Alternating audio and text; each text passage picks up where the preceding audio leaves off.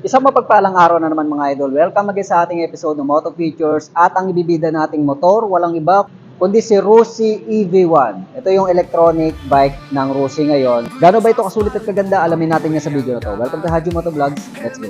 Haji Moto Vlogs, Revenge Paraiso. Sumisigaw ang makina sa bawat video. Haji Moto Vlogs, tunay na sundalo ng kalsadang malaya para sa Pilipino. Hurok ng bundok o gitna ng lungsod, motorsiklong sinasakyan parang alon ng Diyos. Lupang may alikabok, Good morning mga idol. So luckily meron tayo na tsempuhan dito sa Candelaria, Zambales ng e-bike o electric bike. So this is Rusi EV1. So ito ay electric bike lang mang. So napakaliit lang niya mga idol, no? Kung personal nyo mapupuntahan. At napakaganda, solid din, no? Ayos. So tingnan natin kung ano meron dito. Unahin natin syempre ang design niya. Bike na bike ang itsura mga idol. Yan, no? Oh, parang skeletal lang siya. Fairings niya nandun lang, tapos sa unahan, sa may bandang pitan, yun lang yung fairings niya, tapos meron lang siyang mga tire hugger.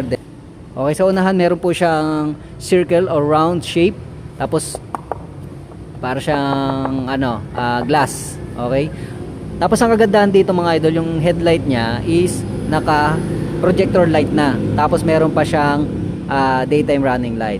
Samantalang dito sa signal lights din is LED na. Okay, so napakatipid na. Kung sakaling, syempre baterya lang to mga idol. Okay, dito naman meron tayong body frame dito na kung sakaling ito ilalagay mo dito, pwede naman din. Pwede naman dito, walang problema. Nasa inyo yan. So meron siya sa harapan na frame or bracket, no? Pwede siyang pamalengke. Tapos dito naman makikita natin yung fairings niya dito na plastic.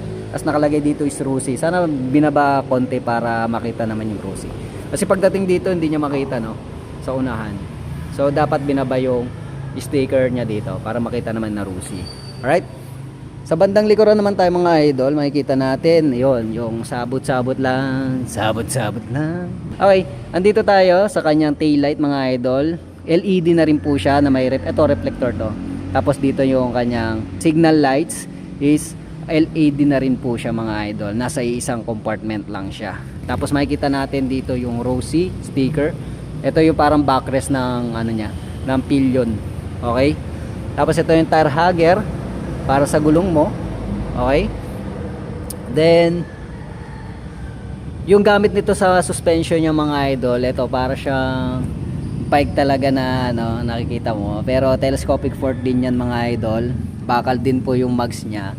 Tapos drum brake po sa braking system niya. Tapos yung sukat ng gulong niya is 100 by 10 ang sukat ng gulong niya. Check natin yung tubeless. Tubeless po siya mga idol. Samantalang dito naman sa likod, ayan, naka dual shock absorber po siya. So may bakal din po yung ginamit na mags. Tapos para may cover siya dito. Then brake niya syempre is drum brake. Okay? Ang sukat ng gulong naman nito sa likuran 100 by 10. So parehas lang sila mga idol. Okay? So sa taas naman mga idol, makikita natin yung kanyang digital panel. So ito, alam ko TFT. So colorful digital panel to mga idol. Ang ganda, solid.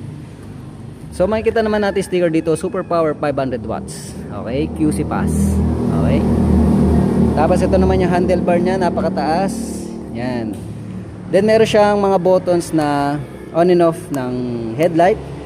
Turn lights naman to, busina. Wala siyang electric starter. Okay. Tapos ito yung niya, yung susian niya. So keyless system po siya na meron siyang key function. Yan. So pwede siyang keyless, pwede siyang susi po.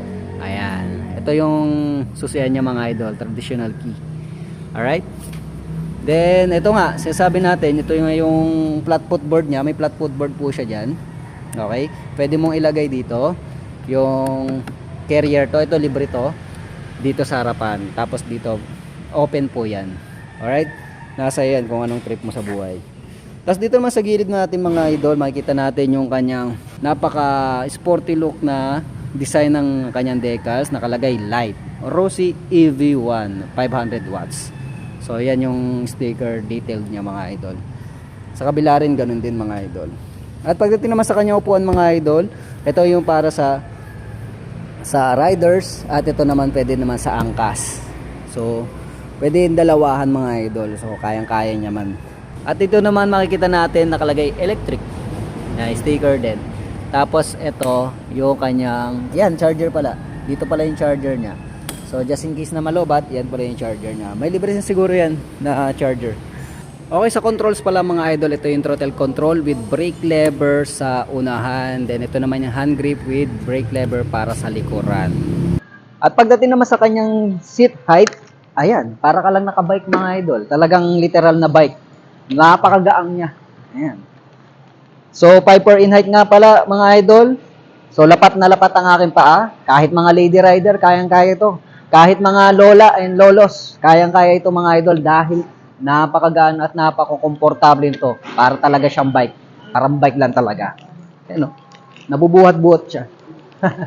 Ayos. Naka-upright position ng kanyang handlebar. Tapos kung sakaling i-long ride mo to from Baguio, basta may dala kang charger at mapapakasiwan mong mag-charge sa ibang bahay, pwede naman mga idol. So 500 watts po siya mga idol. Okay? So, okay naman, pang daily use talaga din, no? At ito na nga ang presyo ni EV1, si Rossi EV1 na e-bike mga idol. Meron po siyang cash na 21,000 pesos lamang. Meron ka ng ganitong kagandang e-bike, no? So, installment naman, meron din syempre. Down payment nito is 3,000 lamang. Tapos sa 12 months is nasa 2,310 ang monthly nito. Pag updated ka, 2,110 kasi may rebate siyang 200. So, 12 months lang ang pinakamataas o long-term monthly installment nito mga idol. Hindi siya 3 years kasi 21,000 lang. Pwede mo na siyang i-cash. Okay?